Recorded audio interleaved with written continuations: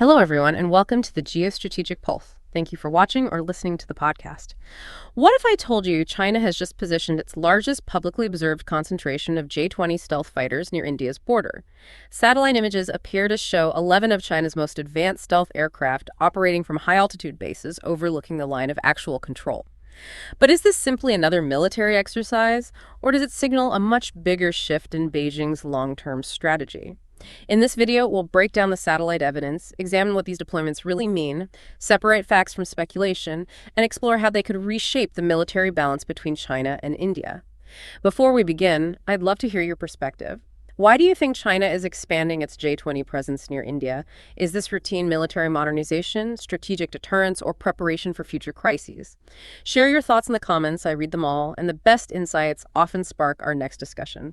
If you enjoy in-depth geopolitical and defense analysis, please like, subscribe, and share this video so more people can join the conversation. Okay, let's unpack this. We always hear about military drills, right? But seeing this many fifth-generation stealth fighters parked practically at India's doorstep, it just feels different. So is this just a temporary flex, or is Beijing, changing the rules of the game? Hey, everyone. It's really great to be here.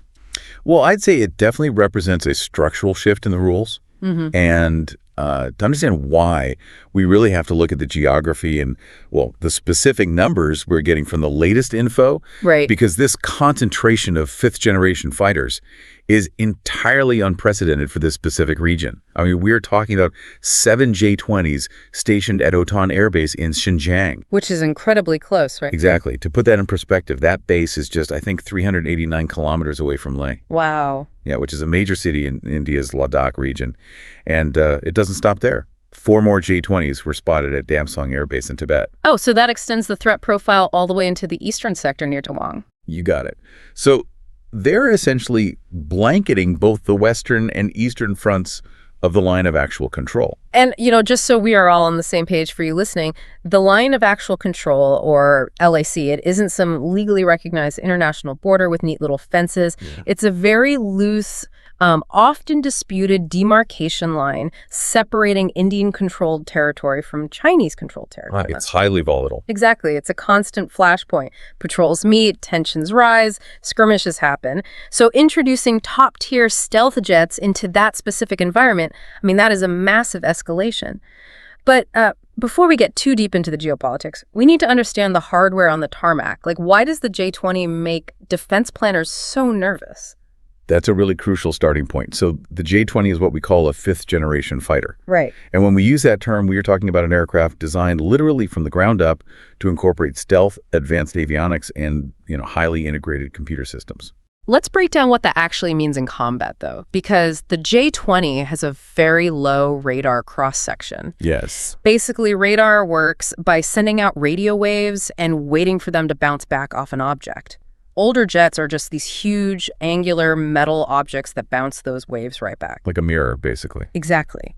But the J-20 is shaped specifically to deflect those waves away from the receiver, and it's coated in specialized paint that absorbs radar energy. Which means on an Indian radar screen, this massive 65-foot-long fighter jet doesn't look like a jet at all. Right. It might look the size of a golf ball, or maybe a small bird.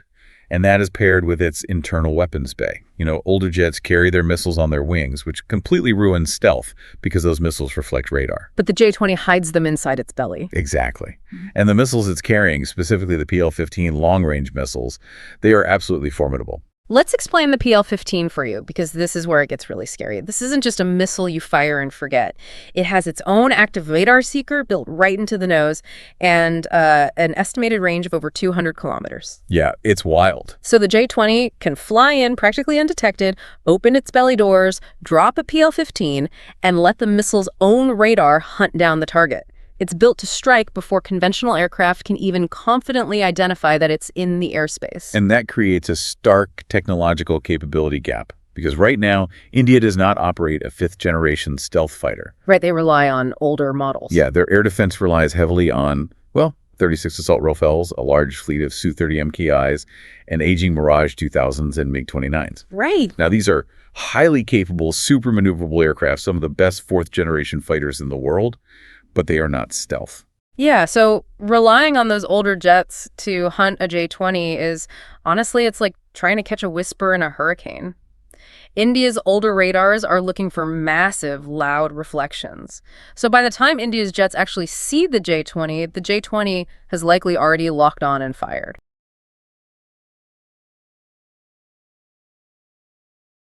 It's like playing a high-stakes game of chess where your opponent's most powerful pieces are practically invisible until they are right on top of you. But here is my pushback on this. Having the fancy tech is one thing, right? Actually being ready to use it in combat is another. Just because we see 11 of them parked on a runway on a commercial satellite image, does that mean they're ready to strike tomorrow? What's fascinating here is that an imminent attack is actually totally unfounded based on this data. Okay. And defense analysts are very careful about making that distinction. The latest info confirms the aircraft are physically present, sure, but satellite images only give us a snapshot in time. We can't see the weaponry being actively loaded. Right, it's just a picture. Exactly. We can't measure their sortie rates, which is the crucial metric of how often a plane can fly, land, get refueled and rearmed, and fly again.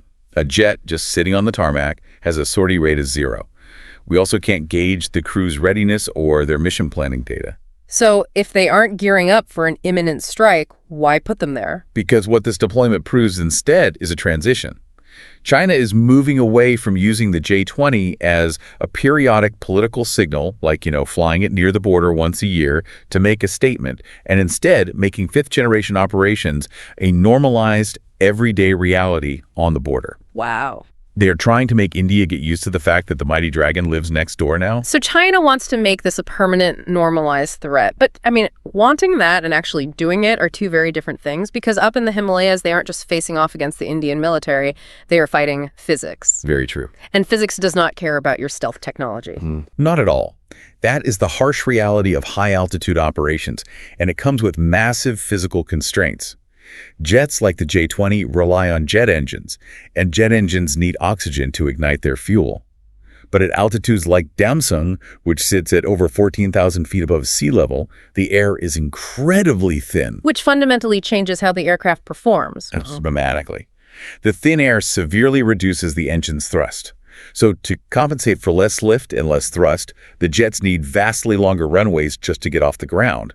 And even with a longer runway, you usually can't take off at maximum weight. Oh, I see. This means the J-20 has to take off with less fuel, reducing its operating radius, or fewer weapons, which obviously reduces its lethality. And the logistical nightmare doesn't stop at takeoff either.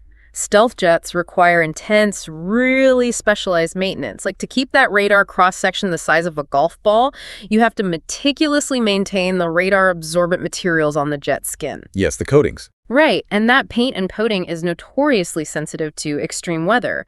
So maintaining it in the freezing, harsh climate of the Himalayas, running specialized computer diagnostics, and keeping a highly secure supply chain running in those environments, that is incredibly difficult. It is a massive drain on resources.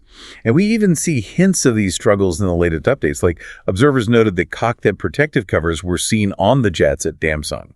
Which really highlights the limits of what we can actually learn from commercial satellites. Like we see a jet with a cover over its cockpit. Right. We can't tell if that aircraft is fully operational and just protecting its glass from the cold, or if it's broken down waiting for parts, if it's a temporary stopover, or honestly, even if it's a highly realistic decoy designed to spoof these exact satellites. Exactly. It's hard to know for sure. But that brings up a really pointed question. If the thin air literally kneecaps the jet's combat performance and makes routine maintenance an absolute nightmare, isn't parking them up in the mountains a massive vulnerability for China rather than a strength? You would think so on paper, but military strategists view this quite differently. The pain of the geography is actually the point. Really? Yeah. By purposefully operating out of multiple distant bases, simultaneously Hotan, Damxung, and previous deployments we've seen at Shaanxi, China, is aggressively stress testing its logistics network. They're basically forcing their maintenance crews and supply lines to figure out how to keep these delicate machines running in the worst possible conditions. So they are embracing the geographical pain to build resilience. Yes, exactly. They are proving what the military calls distributed governance in real time. That might sound like, corporate jargon, but in a military context, distributed governance means decentralizing your command and your supply nodes. Okay. If you have all your jets at one massive perfect airbase, India only has to bomb one runway to ground your entire stealth fleet.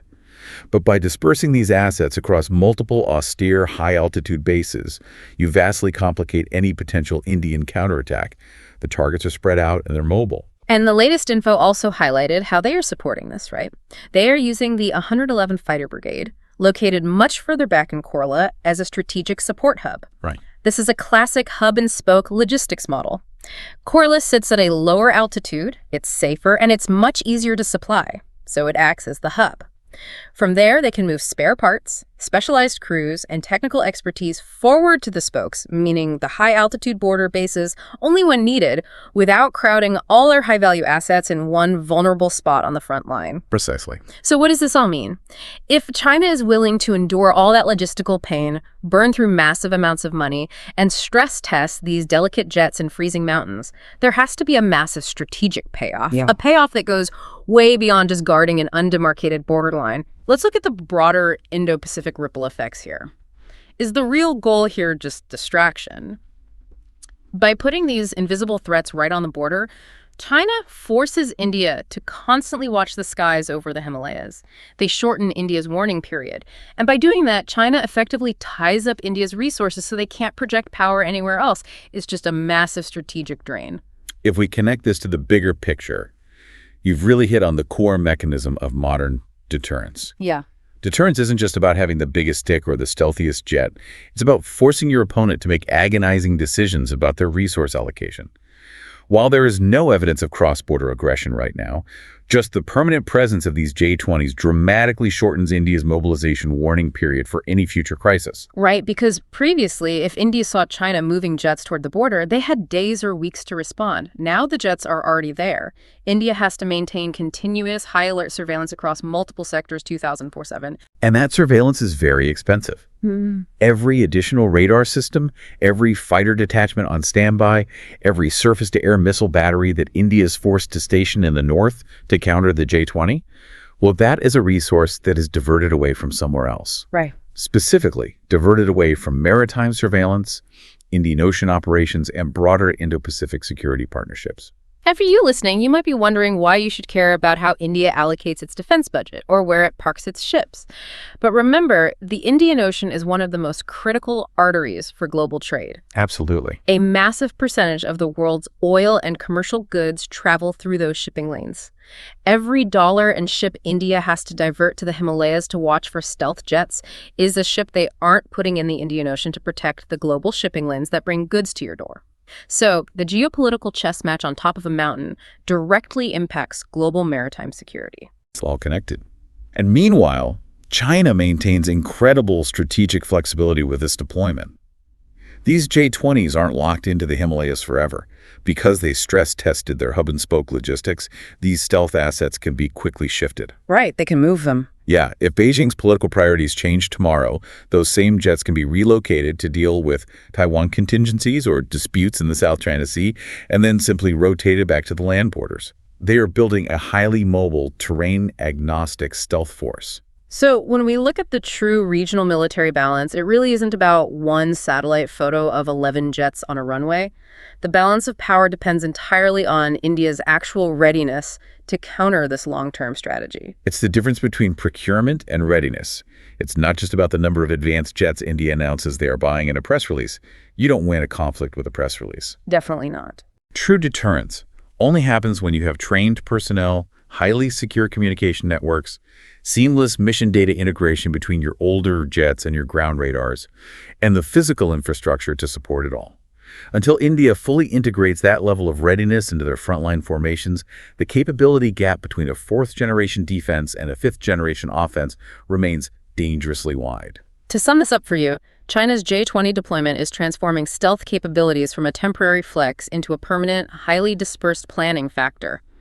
They are enduring the physical punishment of the Himalayas to build a resilient, normalized threat that reshapes the security architecture not just of the line of actual control, but the entire Indo-Pacific.